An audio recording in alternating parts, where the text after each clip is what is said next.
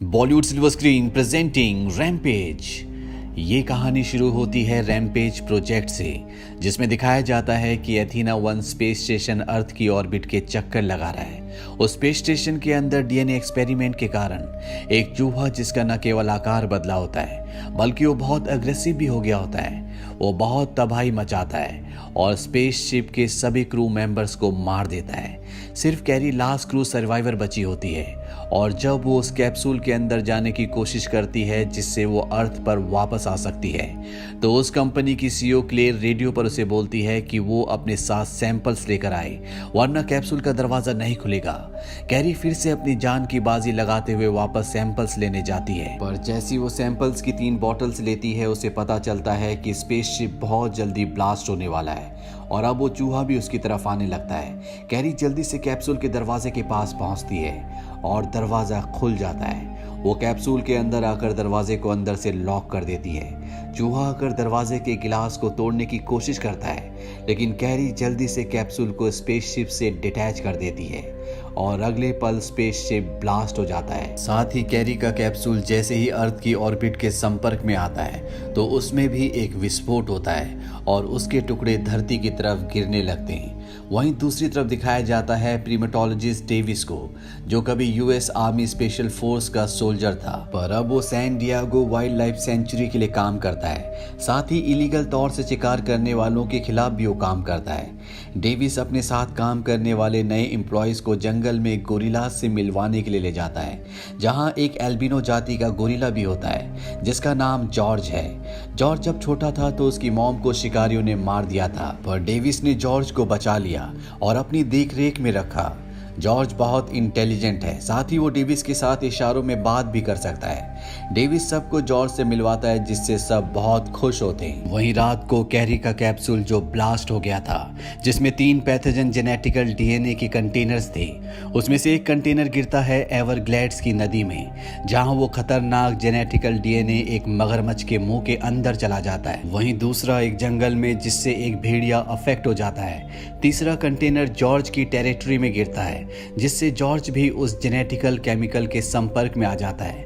अगले दिन डेविस को पता चलता है कि जॉर्ज ने एक जंगली भालू को मार गिराया, जो कि जॉर्ज से बहुत ज्यादा शक्तिशाली था और अब जॉर्ज को एक अलग जगह बंद किया होता है। और जब डेविस उसके पास जाता है तो जॉर्ज को देखकर हैरान हो जाता है, क्योंकि उसका साइज पहले से बढ़ गया होता है। डेविड जॉर्ज से इशारों में पूछता है कि उसने ऐसा क्यों किया।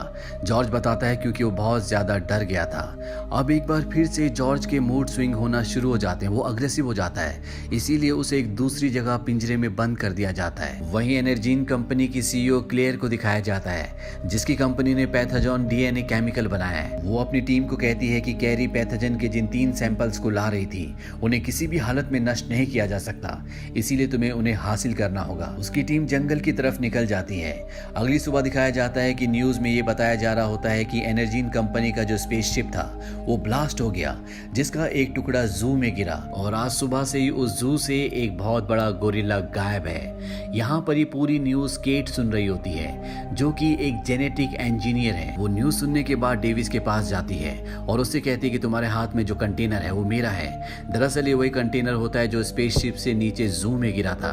डेविस उसे कंटेनर देने से मना कर देता है और ना ही वो उसकी बात सुनना चाहता है। पर जब केट उसे बताती है कि तुम्हारा गोरिल्ला लगातार बढ़ रहा है, वो पहले से ज्यादा फुर्तीला हो गया है, ये सब सुनने के बाद डेविस उसे जॉर्ज के पास ले जाता है, जहां केट उसे बताती है कि तुमने डीएनए एडिटिंग के बारे में सुना होगा।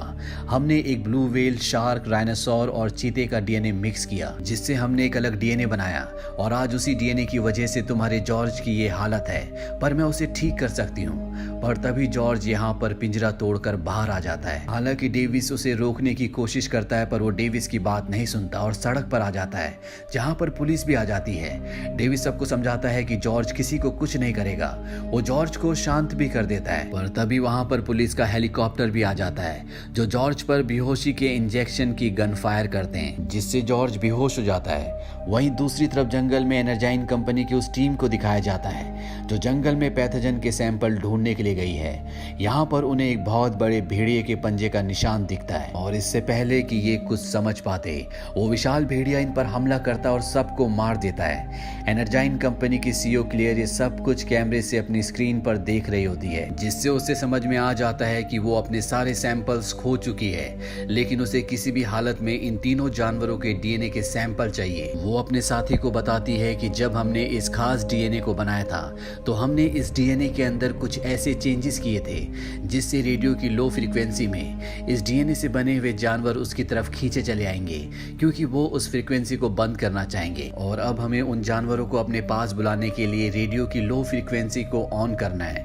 वहीं दूसरी तरफ डेविस और केट को दिखाया जाता है, जिन्हें पुलिस ने पकड़ लिया होता है, क्योंकि पुलिस को लगता है कि इन दोनों ने मिलकर जॉर्ज के साथ कुछ एक्सपेरिमेंट्स किए हैं, जिस वजह से वो बदल गया और इन दोनों को जॉर्ज के साथ प्लेन से एक जगह से दूसरी जगह ले जाया जा रहा होता है। वहीं एनर्जीन कंपनी की सीईओ को दिखाया जाता है, जो रेडियो की लो फ्रीक्वेंसी को ऑन कर देती है, और जैसे ही वो ऑन करती है तो वो विशाल भेड़िया जो उस फ्रीक्वेंसी से बहुत दूर होता है उसकी तरफ खींचा चला जाता है, साथ ही वो विशाल मगरमच्छ भी।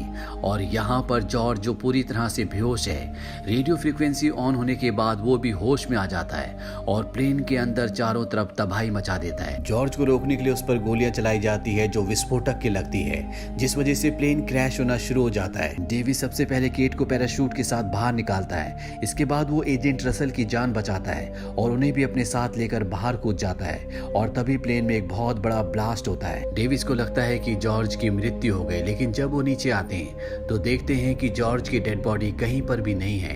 वो समझ जाते हैं कि जॉर्ज अभी भी जिंदा है। यहाँ पर केट जॉर्ज को अपनी कहानी बताती है। वो कहती है कि कॉलेज करने के बाद मैं क्रिस्पर पर काम कर रही थी। क्रिस्पर एक ऐसी टेक्नोलॉजी होती है जिससे किसी भी डीएनए को एडिट किया जा सकता है, यानी कि क्रिस्पर टेक्नोलॉजी से किसी भी जीव के डीएनए में बदलाव करके उसे अपने हिसाब से बदला जा सकता है।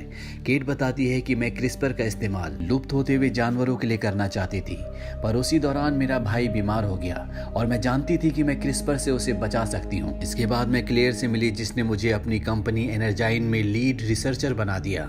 मैं जब भी अपने भाई को बचाने के लिए कुछ बनाती तो एनर्जाइन कंपनी उसका इस्तेमाल खतरनाक डीएनए बनाने के लिए करती, जिसके बारे में मुझे कुछ पता नहीं था। जब मुझे पता चला तो मैं सब कुछ डिस्ट्रॉय करना चाहती थी, पर सिक्योरिटी ने मुझे देख लिया और मुझे जेल भेज दिया गया। मेरे जेल जाने के 1 महीने के बाद मेरे भाई की मृत्यु हो गई। मैं उसे आखिरी बार देख भी नहीं पाई, और अब मैं चाहती हूँ कि क्लेयर कभी किसी को नुकसान ना पहुंचा पाए। इसीलिए मैं दुनिया के सामने क्लेयर का पर्दाफाश करना चाहती हूँ। अब यहाँ पर मिलिट्री के प्लेन्स भी आ जाते हैं। दरअसल इनके साथ जो एजेंट होता है उसने प्लेन्स को बुलाया होता है, और जब भी प्लेन के अंदर जाते हैं तो देखते हैं कि जॉर्ज और वो खतरनाक भेड़िया शिकागो शहर की तरफ भाग रहे हैं, जिससे सबके सब हैरान होते हैं। केट इन्हें बताती है कि जब मैं एनर्जीन कंपनी में जॉब करती थी तो हम चिमगादड़ के डीएनए पर काम कर रहे थे। शायद क्लेयर को उसमें कामयाबी मिल गई है, जिसकी मदद से वो इन जानवरों की तरफ कोई खास फ्रीक्वेंसी भेज रही है और ये जानवर उसे रोकना चाहते हैं। डेविस कर्नल को बोलता है कि उनको एक मौका दिया जाए ताकि वो एनर्जीन कंपनी से एंटीडॉट लाकर इन जानवरों को शांत कर दे। दरअसल एनर्जीन कंपनी की सीईओ क्लेयर का भी यही प्लान होता है कि जब ये जानवर वहां पर पहुंचे तो एंटीडॉट से इन्हें शांत करके इनका डीएनए हासिल कर ले, पर कर्नल उनकी बात नहीं मानता और अपने सोल्जर से कहता है कि इन्हें इंटेरोगेशन रूम में ले जाएं। लेकिन डेविस उन सोल्जर से लड़कर वहां से चॉपर चुराकर भागने में कामयाब हो जाता है, जिसमें एजेंट रसल भी इनका साथ देता है। ये शिकागो पहुंचकर देखते हैं कि वुल्फ और जॉर्ज टॉवर की तरफ भागते जा रहे हैं और साथ में रास्ते में तबाही मचा रहे हैं, और अब वहां क्रोकोडाइल भी आ जाता है, जिसके बाद हर तरफ मौत का मंजर दिखाई देता है। डेविस और केट एनर्जीन कंपनी के अंदर एंटीडॉट को चुराने के लिए दाखिल होते हैं। केट यहाँ पहले काम कर चुकी है, इसीलिए उसे जल्द ही एंटीडॉट मिल जाती है, पर अब क्लेयर भी अपने भाई के साथ यहाँ पर आ जाती है। वो इन्हें गन पॉइंट पर लेकर इनसे एंटीडॉट वापस हासिल कर लेती है। इन्हें बताती है कि एंटीडॉट से जानवरों को शांत किया जा सकता है, ना कि उन्हें पहले जैसा ठीक किया जा सकता है। इसके बाद क्लेयर डेविस को गोली मार देती है और अपने भाई और केट के साथ यहाँ से हेलीकॉप्टर से निकलना चाहती है। वो केट को यहाँ पर नहीं छोड़ना चाहती, क्योंकि केट के साथ वो आगे की रिसर्च कर सकती है। वहीं दिखाया जाता है कि तीनों जानवर अब इस बिल्डिंग के ऊपर चढ़ रहे होते हैं, और इससे पहले कि क्लेयर इन्हें हेलीकॉप्टर से लेकर यहाँ से निकल पाती, वहां पर जॉर्ज आ जाता है जो इनके हेलीकॉप्टर को तबाह कर देता है। डेविस भी जिंदा होता है, जो केट से कहता है कि हमें एंटीडॉट दोबारा से हासिल करनी होगी।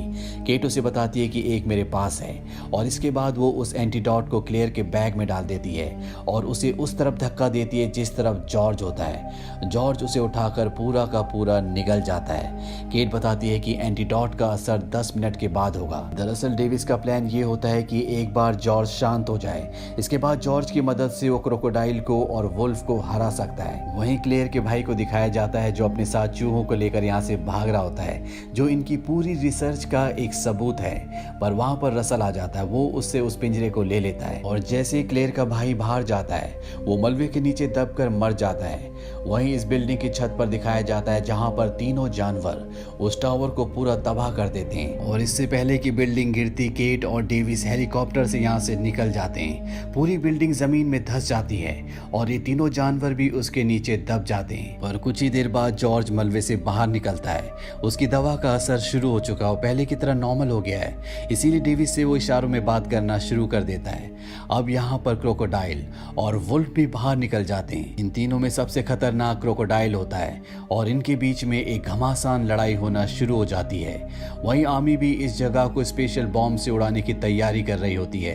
क्रोकोडाइल सबसे पहले वुल्फ को मार देता है और इसके बाद जॉर्ज क्रोकोडाइल को रोकने के लिए उस पर हमला कर देता है, पर जॉर्ज को वो बुरी तरह से जख्मी कर देता है। जॉर्ज को बचाने के लिए डेविस हेलीकॉप्टर की गन से क्रोकोडाइल पर हमला करता है और अब क्रोकोडाइल डेविस को मारने के लिए उसकी तरफ बढ़ता है। पर इससे पहले कि क्रोकोडाइल डेविस को मारता, जॉर्ज लोहे की एक बहुत बड़ी रॉड उसकी आंख के आर पार कर देता है, जिससे क्रोकोडाइल मारा जाता है। आमी जब देखती है कि जॉर्ज ने और डेविस ने मिलकर क्रोकोडाइल को मार दिया तो वो भी हमला रोक देती है और इस तरह से दोनों मिलकर इस पूरी तबाही को बचा लेते हैं। अंत में दिखाया जाता है कि जॉर्ज यहाँ पर लोगों की मदद भी करता है। इसी के साथ ही फिल्म ये कहानी यहीं पर खत्म हो जाती है। ये फिल्म सन 2018 में रिलीज हुई थी। IMDb पर इसकी रेटिंग है 6.1। इस फिल्म का बजट था 120 से 140 मिलियन डॉलर्स और बॉक्स ऑफिस पर इसने कमाई की थी 428 मिलियन डॉलर्स की। उम्मीद करते हैं कि ये कहानी आपको पसंद आई होगी।